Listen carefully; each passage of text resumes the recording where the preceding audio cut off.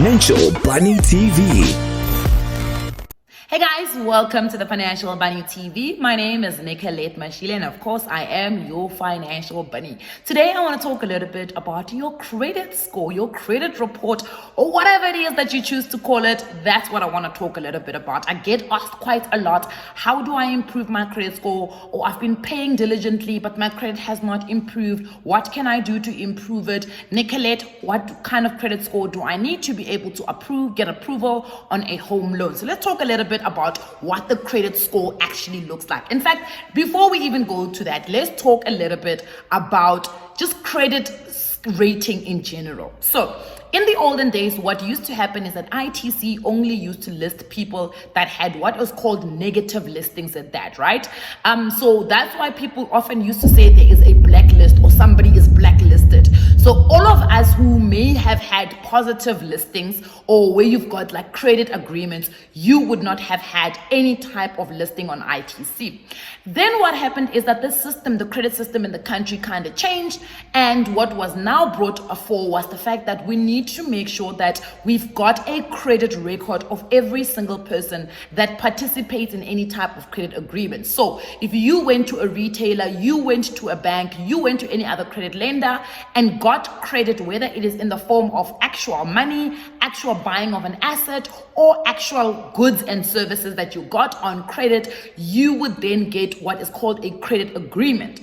And you would then sign the credit agreement based on certain terms. And what are those certain terms? It is how much money they're borrowing you, or how much goods they're giving you, or service they're giving you on credit, number one. Number two, it is how long you've got to pay for it. Number three, it's how you're going to pay for it and when you're going to pay for it. Number four, it's how much interest you're going to be charged for you to be able to get the privilege of getting that interest, or that, not the interest, of the privilege of getting the amount that they're borrowing you, the amount that they're advancing you, or the goods and services that they're giving to you on credit, right? So that is now what is a credit agreement. So you would have signed that. The moment you enter into a credit agreement, you would then be recorded, or the company, the financial institution, the credit lender, the retailer would then go and report this to the credit bureau.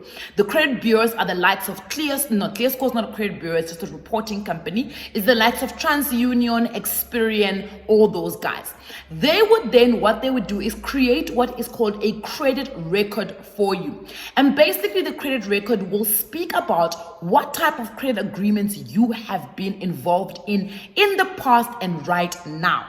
And then another set of information that the credit record will also have is what type of a credit, a debtor you actually are. So what type of a person are you when you have signed a credit agreement? Are you a good debtor? Do you pay your credit when you say you're going to be paying it?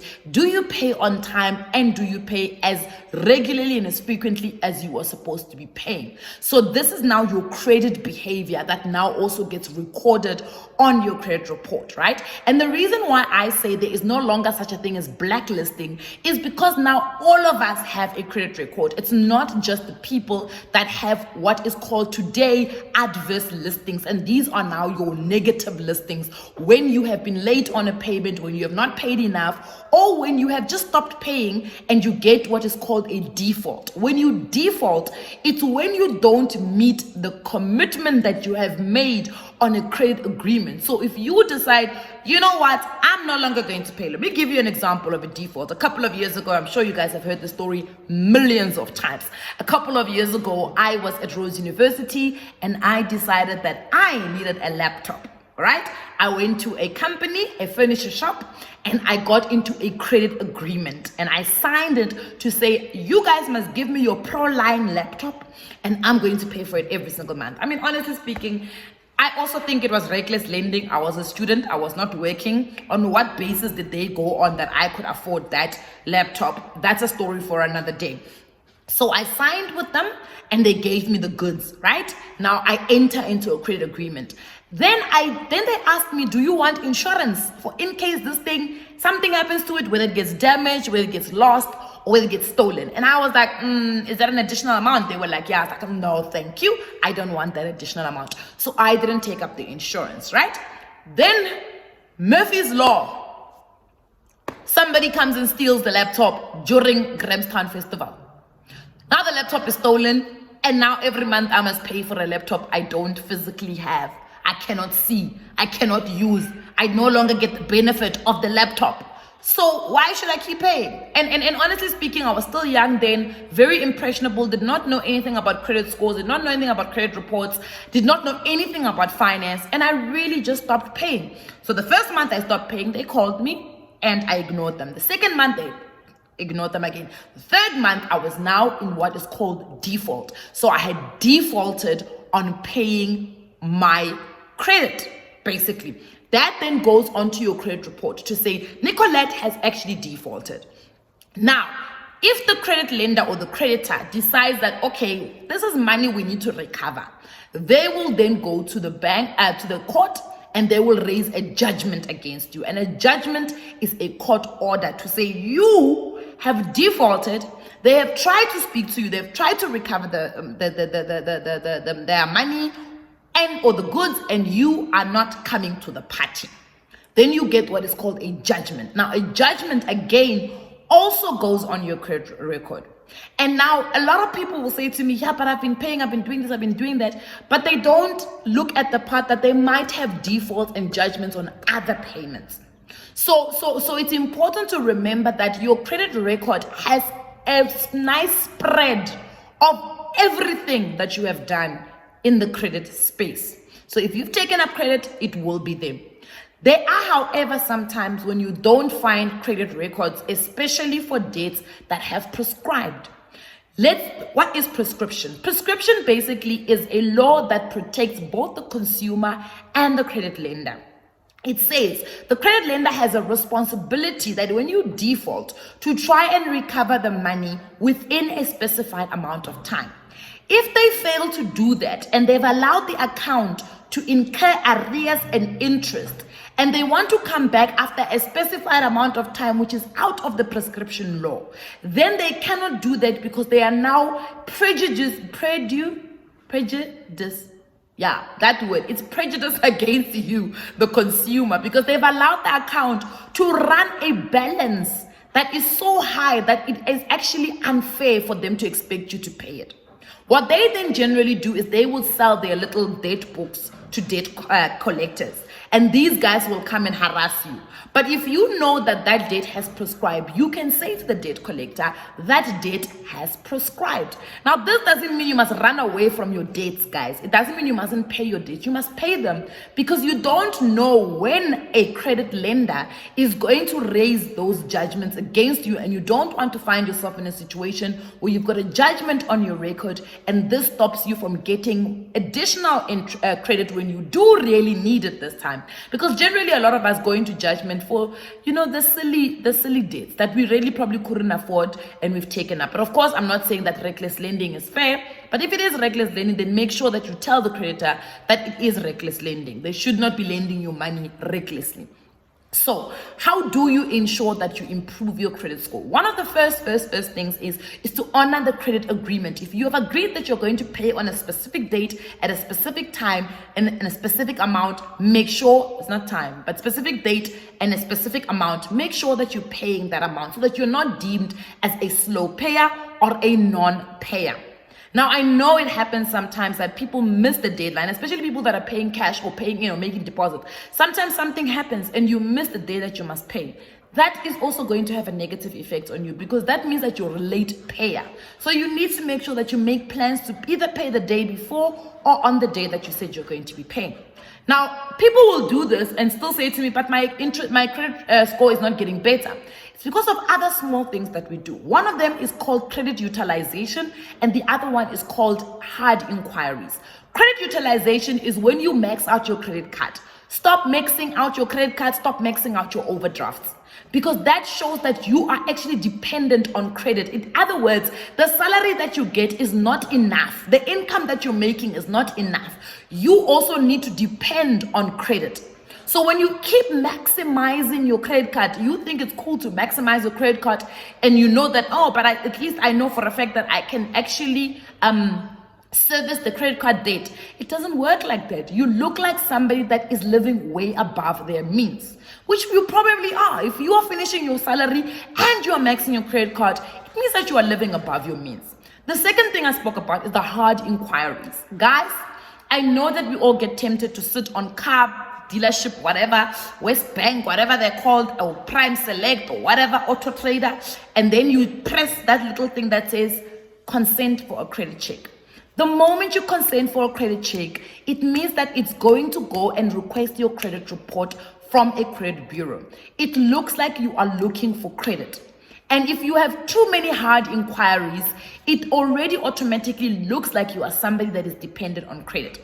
Now, I know people then ask me, but what about if an employer is looking at your credit report? You don't have to worry about that. If you or the employer is looking for your credit report, you are not a credit lender. Therefore, and your employer is not a credit lender in the capacity of HR or whoever is looking for your credit report. It means that it's not for the purposes of credit. So it does not constitute as a hard inquiry, rather a soft inquiry. The other thing that you also need to be very careful of are these unscrupulous, unsavory financial institutions where you guys and us and me, everybody else, when the banks, the reputable ones, have said no to you, now these are the ones that you want to go to. And remember, if one financial institution generally is saying no to a loan, it probably means that the majority of the others are also going to say no. I know it's not always true. For instance, I got a loan from one bank for a home loan and the others had said no. So it does happen, but rather make sure that you're putting in all those applications at the same time. Not you waiting a week later, you're putting a new one, so they can see that you are actually applying for the same loan. Yes, it may be from several from different banks, but it's at the same time. It's not all one after week, as if like you're desperate all the time when you're looking for credit. So those are also some of the things that you've got to look into. Now, a lot of the reports tell you what you are doing well and what you are not doing well.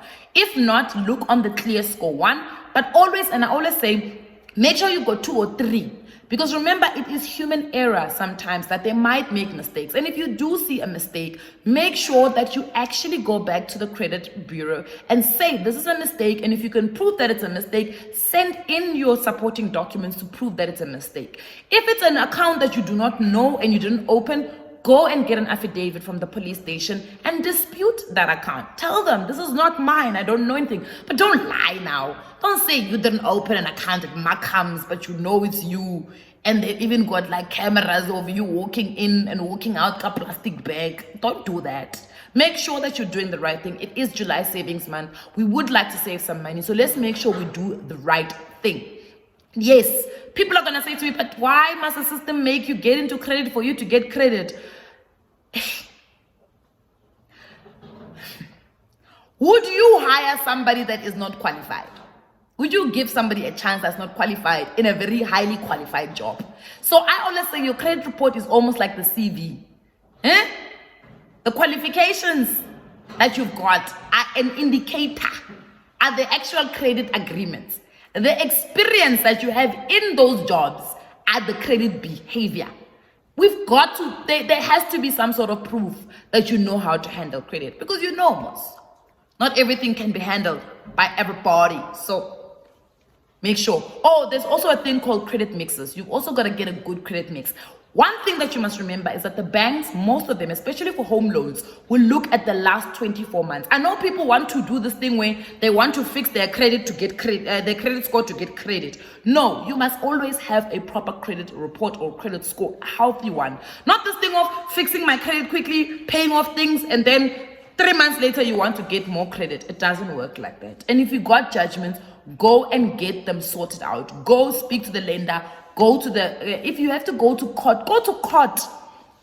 Don't be afraid. They're not going to arrest you there in court because you defaulted.